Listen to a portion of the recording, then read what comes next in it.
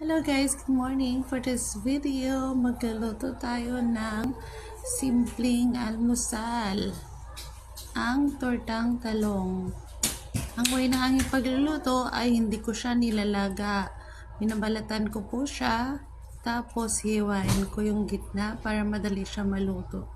Ayan, lalagyan ko siya ng sibuyas at kamatis, tapos anin yung itlog. Ayan, ipiprito ko na siya. Start ko na siya prito hanggang sa maluto.